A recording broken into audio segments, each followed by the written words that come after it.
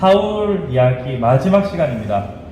우리가 이 더운 여름 내내 사울만 계속 다루고 있었는데요. 드디어 사울의 이야기가 끝이 나게 되었습니다.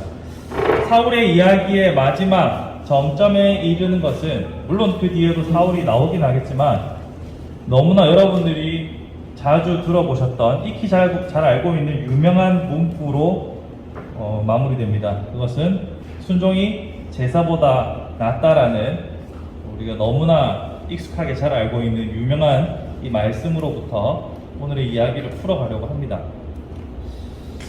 여러분 이런 얘기 들어보셨어요? 악마는 디테일에 있다.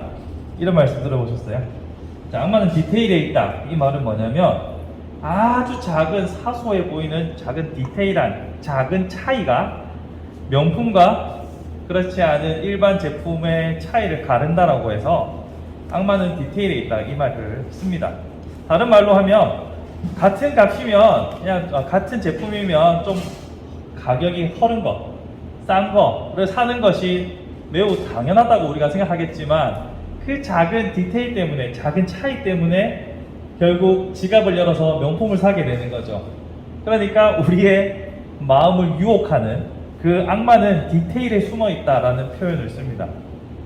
악마는 디테일에 있다. 이것을 제가 왜 말씀드리냐면 물론 오늘 설교의 제목이기도 합니다. 오늘 사울의 이야기를 보면 그리고 여지껏 우리가 보아왔던 사울의 이야기를 살펴보면 그 작은 디테일 속에 악마가 숨어 있다는 것을 우리는 발견하게 됩니다.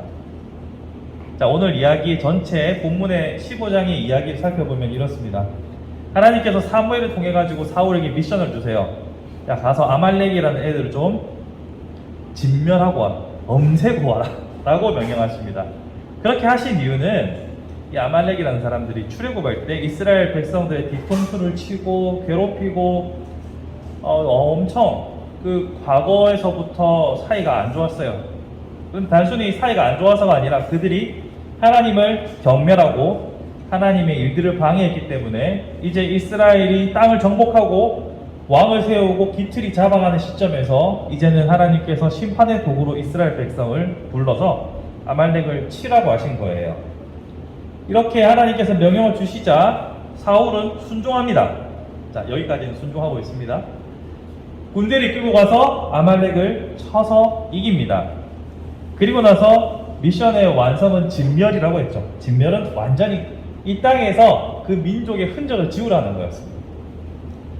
그런데 여기서 작은 변화들이 생기기 시작합니다. 그것은 뭐냐면 진멸하라고 했는데 여기 짐 가축이나 이 돈 되는 것들을 보니까 다 없애기가 조금 껄쩍지근한 겁니다.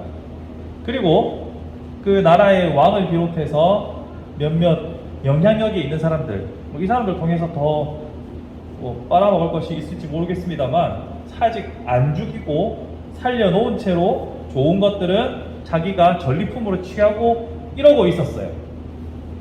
그때 사무엘이 나타나서는 지금 이게 뭐 하시는 겁니까?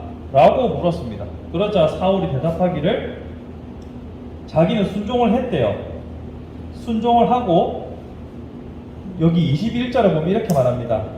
20절에서는 내가 진멸했는데 안 한 건 아닌데 했는데 21절에 다만 백성이 그 마땅히 멸할 것 중에 좋은 것으로 하나님께 제사하려고 양과 소를 끌어왔다.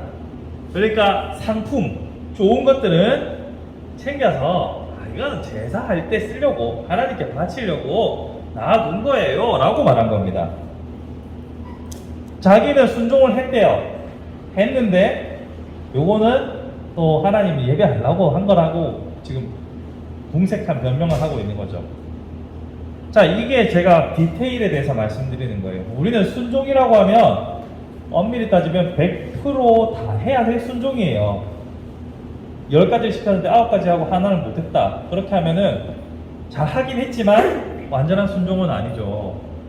이처럼 본인의 마음의 흑심도 있긴 했지만 이 100% 순종이 다 이루어지지 않았을 때 사울은 이제 정말 끝까지 가는 겁니다. 하나님께서 저번 주에도 사울을 한탄하시고 슬퍼하셨지만 하나님께서 완전 모질게 끊지 않으시고 계속 관계를 그래도 이어오셨는데 오늘 보면 이제 사무엘이 다시는 사울을 보지 않고요.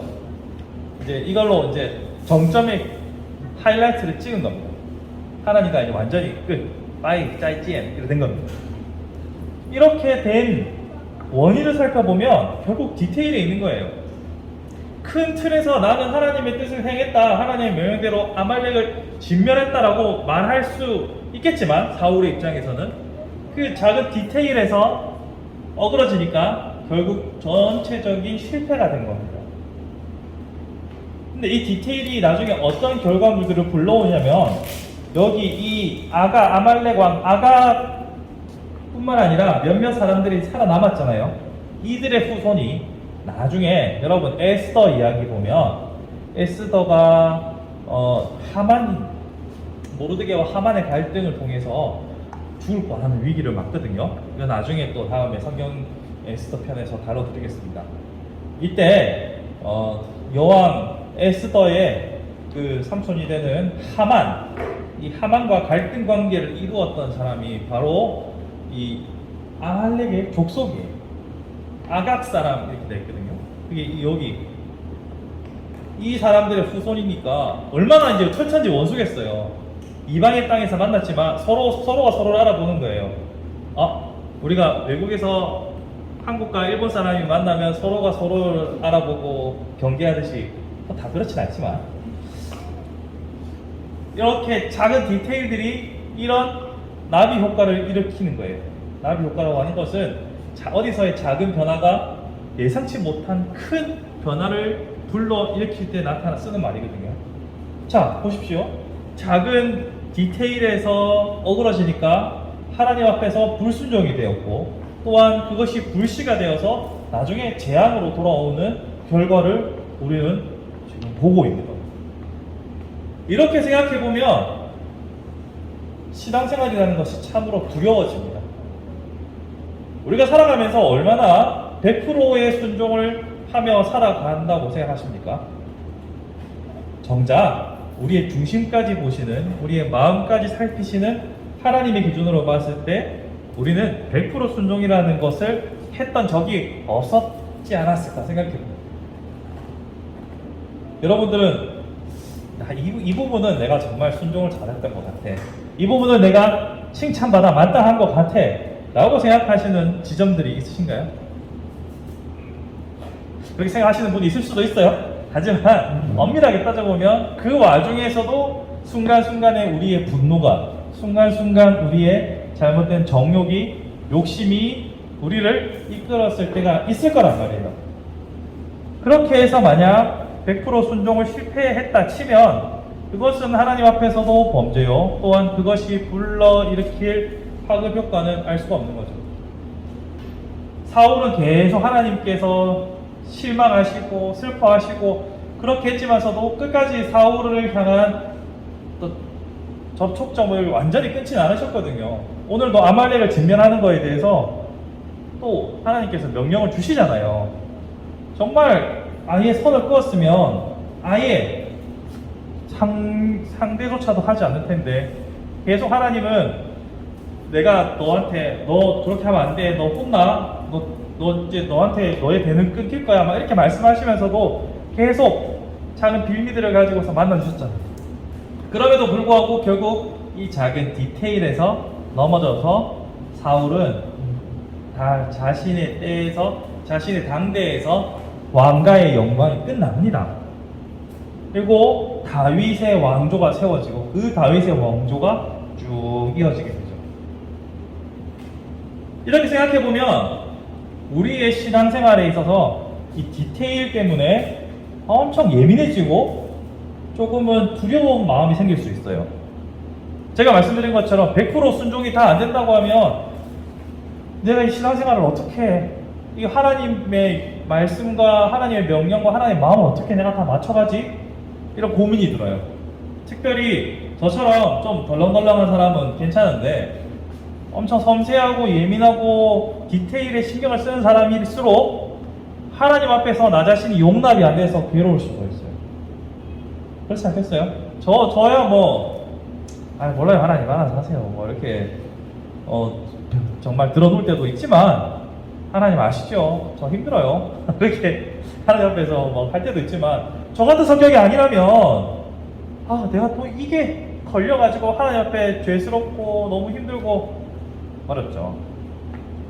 그런 의미에서 이 악마는 디테일에 숨어 있다라는 이 설교의 내용에서 제가 강조하고 싶은 것은 두 가지입니다.